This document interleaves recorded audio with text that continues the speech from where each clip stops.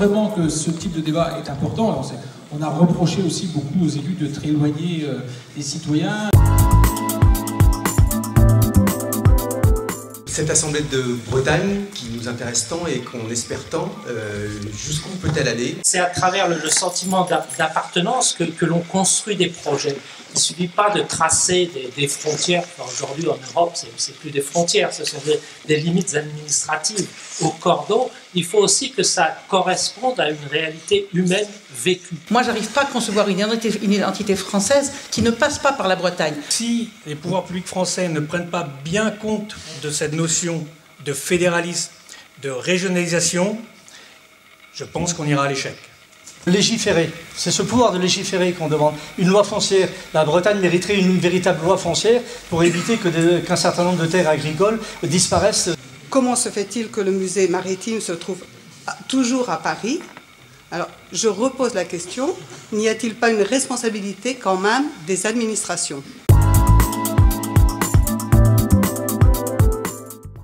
Je ferai ce que Lyon a fait. C'est-à-dire, dans la loi, propose Marie-Lise Lebranchu, je déposerai des amendements pour créer un titre particulier de la loi sur la Bretagne. La différenciation, elle existe déjà, y compris dans l'Hexagone. La région Île-de-France, parce que c'est un peu toujours Paris le reste, la région Île-de-France dispose déjà depuis pratiquement 30 ans d'un pouvoir réglementaire qui s'applique au niveau de son strict schéma directeur régional Île-de-France. Quand vous regardez l'Italie, si on laissait les logiques provinciales, vous auriez l'Italie du Nord qui décrocherait de la botte. Et la Vénétie ne veut plus payer pour le Mezzogiorno. Donc l'État, le fédéralisme, c'est aussi quelque chose qui peut devenir néfaste s'il n'y a pas une instance de régulation. On parle de mécanismes institutionnels, on parle de Bretagne historique, on parle de pouvoir d'une région, mais je crois que ce qui intéresse nos concitoyens, c'est là où je vis, quels sont les services qui sont mis à ma disposition par la collectivité, là où je travaille, comment les choses s'organisent pour qu'il y ait de l'emploi. Or, c'est cela le cœur du sujet. C'est cela, quel niveau de service voulons-nous pour nos concitoyens ou pour nous-mêmes, en termes de solidarité, en termes d'accès à la santé, en termes d'emploi, et qu'est-ce que nous sommes prêts à payer pour cela, c'est-à-dire quelle fiscalité. On n'a pas parlé beaucoup de cela. Il y a deux idées auxquelles je suis extrêmement attaché. D'abord, l'idée que le pouvoir central soit le seul à être capable d'évaluer l'intérêt général, comme si les intérêts locaux ne défendaient que les intérêts particuliers. Je crois qu'on peut être élu local, maire, conseiller général, et défendre parfaitement l'intérêt général.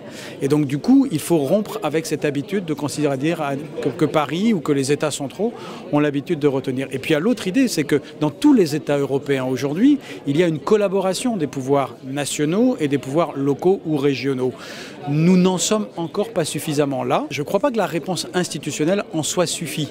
C'est simplement un cadre dans lequel il faut mettre des politiques publiques et c'est là qu'on retrouve les choix politiques.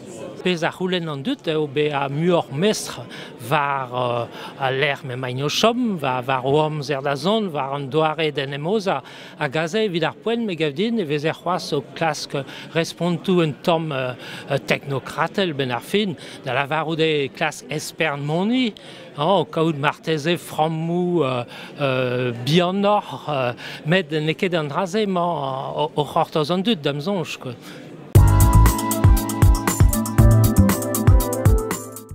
La discussion, je l'ai trouvée intéressante et constructive. Ce que les bonnets rouges présentent actuellement, ce sont les 11 doléances qui sont ressorties des cahiers de doléances et qui ont été exposées aux États généraux du 8 mars à Morlaix. Parmi ces 11 doléances, il y avait en effet la relocalisation des décisions politiques. Alors c'est le langage que l'on utilise, d'autres vont dire régionalisation, d'autres vont dire réorganisation des territoires, etc. Mais toujours est-il qu'il semble que les revendications des bonnets rouges qui s'intègre maintenant dans cet ensemble de doléances que nous avons recueillies de la part des Bretons rencontre un large écho en Bretagne. Je crois que le débat ce soir était intéressant parce qu'il a permis aux uns et aux autres de s'exprimer et puis de donner aussi les éléments qu'ils avaient envie qu'ils soient entendus. Et donc que ce soit Pierre Maille ou Jean-Jacques Urvoas ou Jean-Pierre Lemat qui représentaient aussi le mouvement des bonnets rouges avaient cette capacité d'écoute et c'était vraiment intéressant. Mona Braz évidemment aussi. Je crois qu'on a eu une qualité de débat qui a permis de dépasser parce que finalement je crois que dans ce genre de sujet il faut que les gens puissent dire ce qu'ils ont envie. Ensuite on passe à un autre sujet et je crois que ici en Bretagne on a une capacité à s'organiser et donc l'idée c'est de dire une fois qu'on a dit ce qu'on a à dire, bon, on passe à un autre stade et on va plus loin dans aussi la démarche d'organisation autour de cette question de la décentralisation et de la réforme territoriale, quoi.